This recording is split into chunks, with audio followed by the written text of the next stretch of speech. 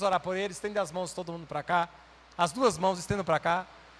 Amém, Jesus. Senhor, nós agradecemos pela vida do seu servo nas nossas vidas. Oramos por ele nessa hora. É a sua igreja, a sua noiva, e ele é o nosso irmão, estará nos trazendo a palavra do alto nessa noite. Use-o conforme o seu querer, conforme a sua vontade. Fale conosco, Senhor, no nome de Cristo Jesus. Amém e amém. Deixa eu abençoar, meu pastor.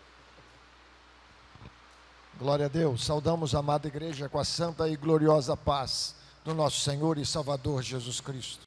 Agradecer o pastor Wellington o privilégio de estar aqui esta noite juntamente, compartilhando com os irmãos esse momento de louvor e adoração ao nosso Deus. Amém?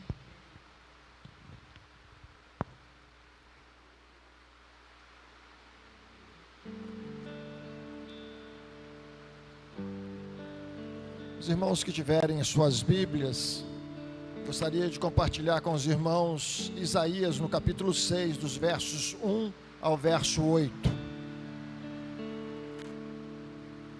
Glória a Jesus.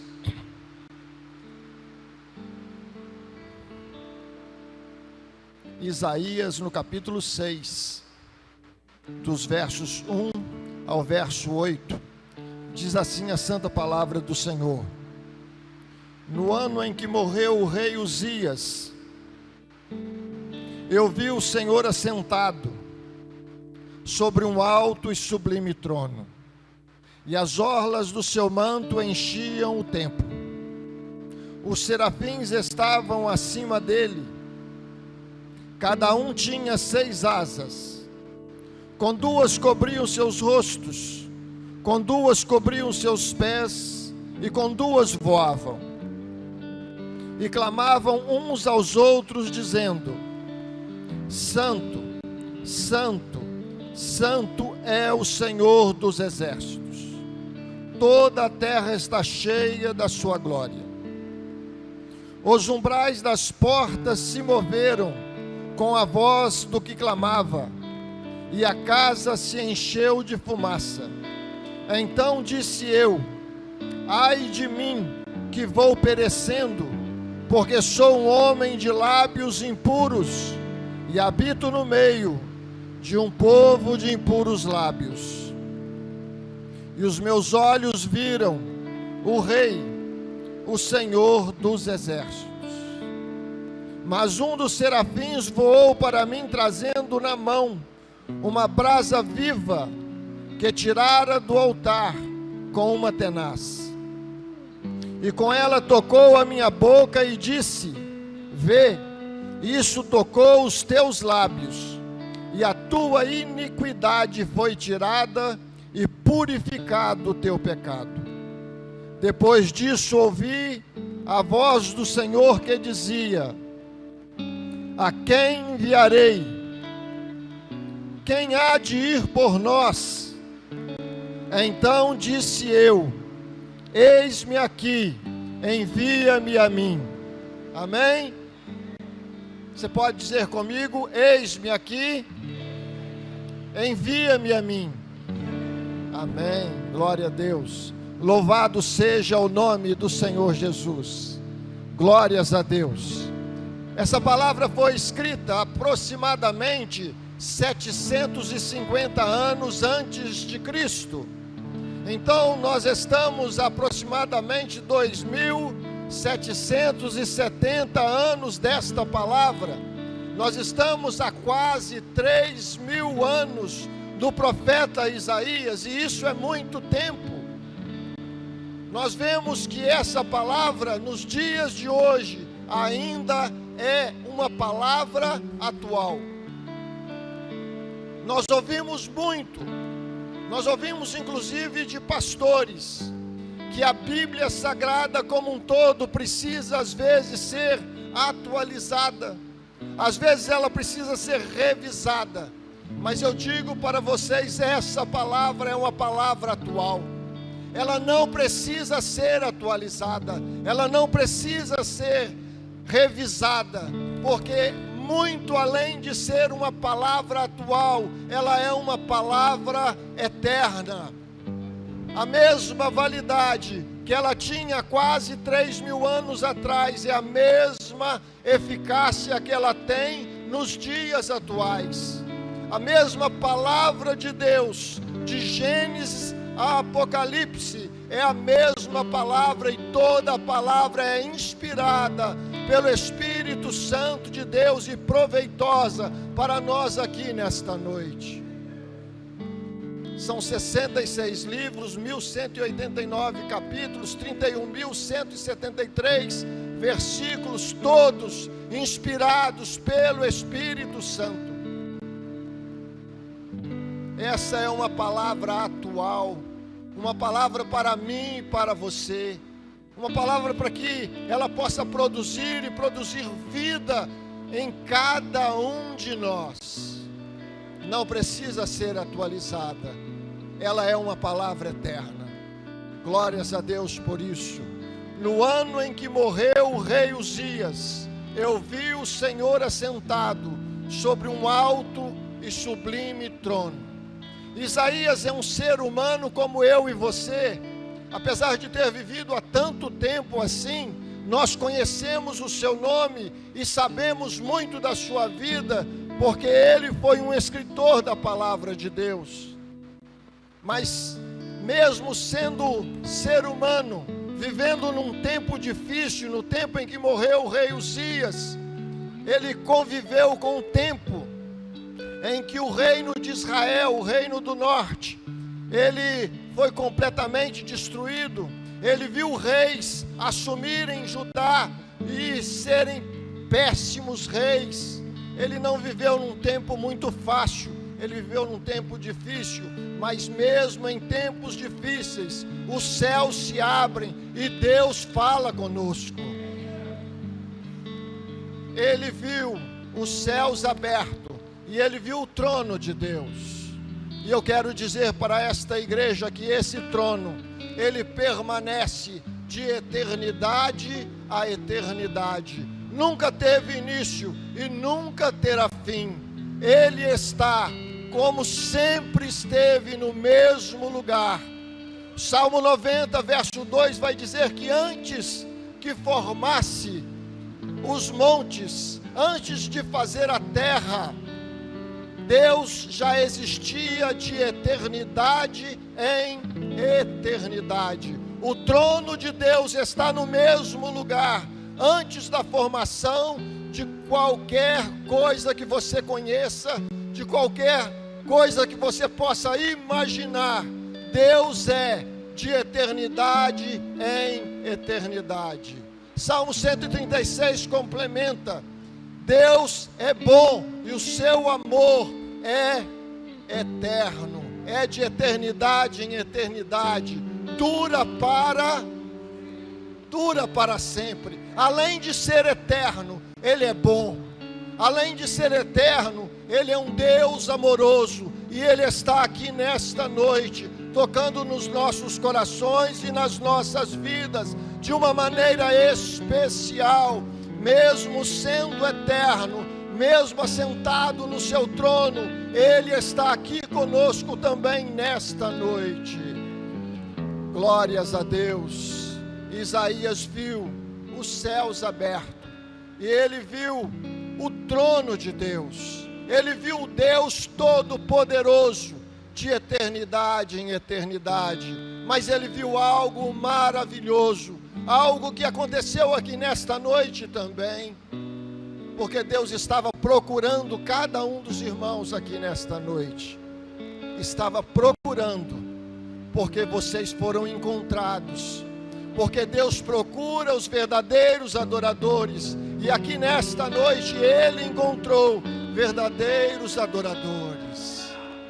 Quando Isaías olhava o trono, ele viu serafins voando.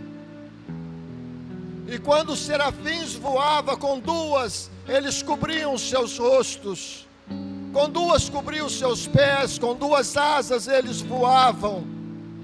Mas eles não cessavam de adorar.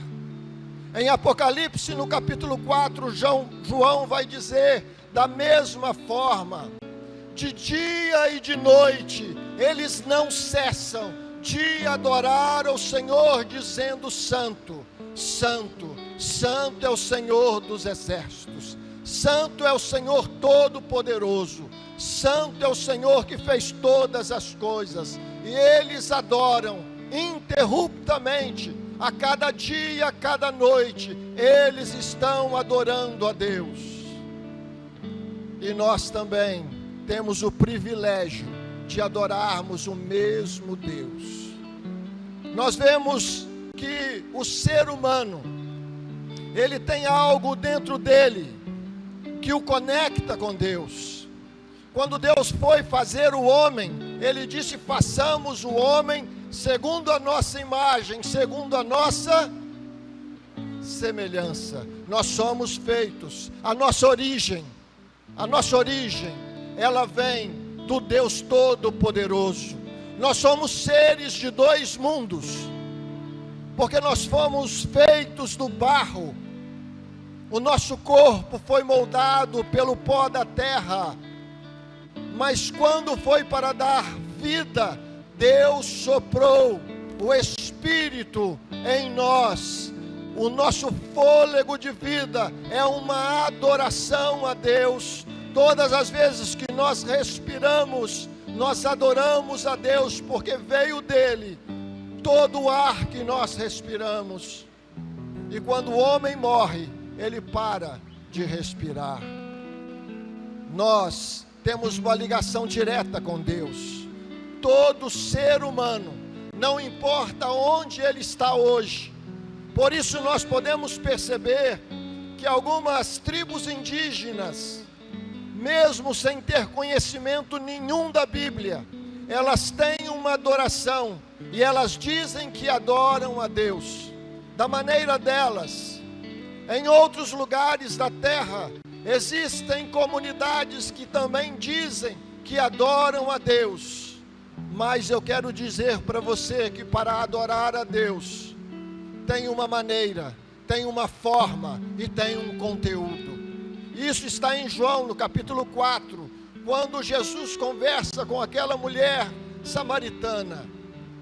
Jesus explica individualmente para ela. Olha que privilégio, quando Deus fala conosco no particular. Jesus conversando individualmente com ela revela algo tão importante e sublime para as nossas vidas.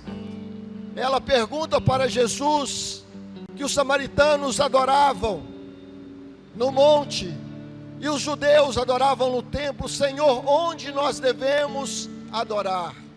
Jesus responde para ela que o tempo é chegado, que os verdadeiros adoradores adorarão ao Senhor em espírito e em verdade. Nós temos uma forma de adorar a Deus. Eu não posso dizer que eu vou adorar a Deus da minha maneira. Eu não posso adorar a Deus de qualquer maneira. Eu tenho uma forma, eu tenho um conteúdo para adorar a Deus.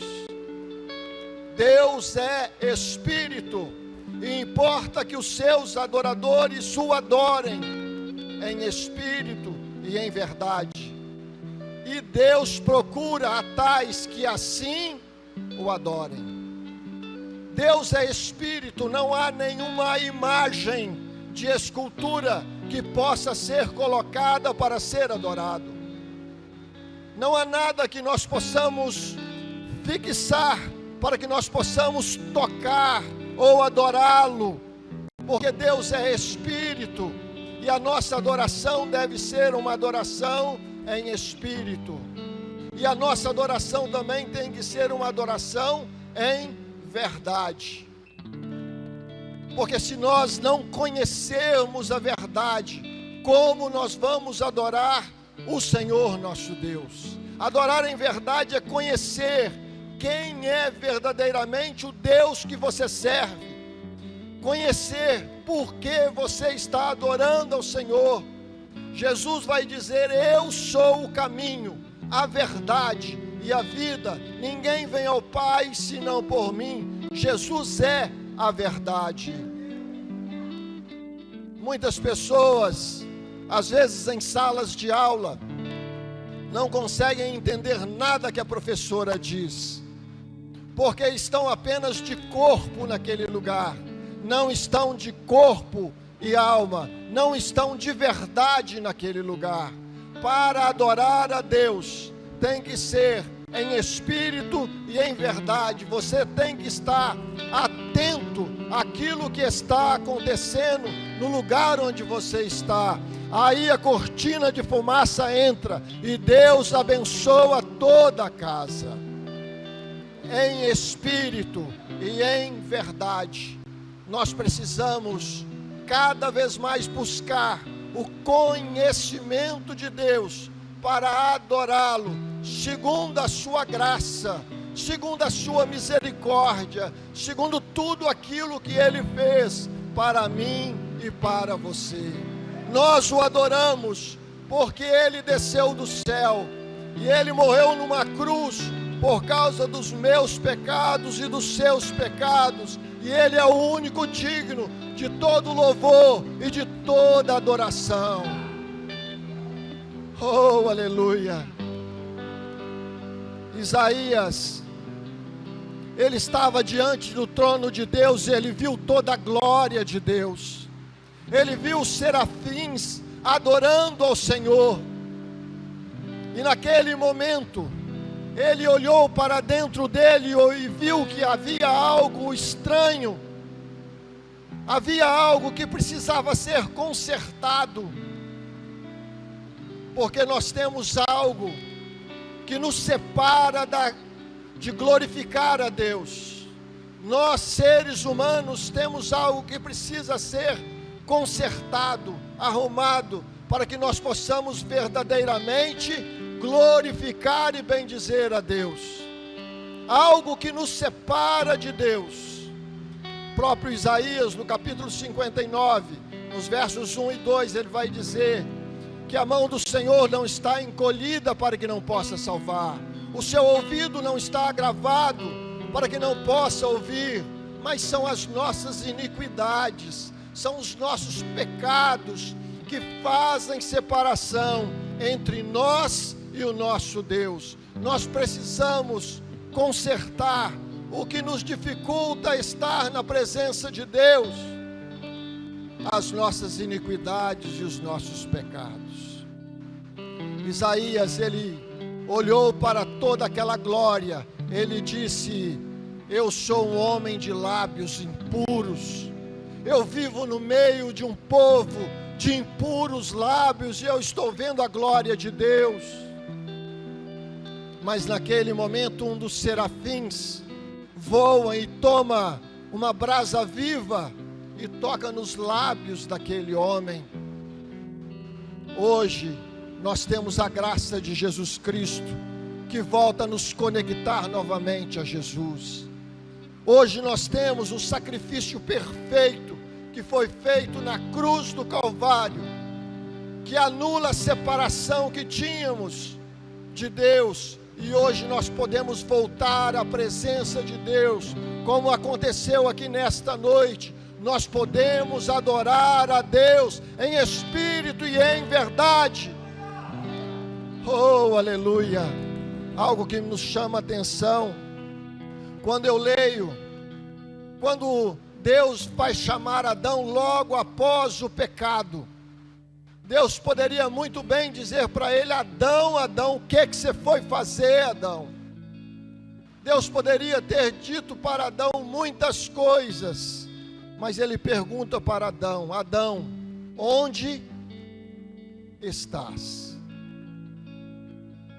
Deus tem procurado seus verdadeiros adoradores. Ele procurou por Adão, e Adão estava escondido por causa do pecado.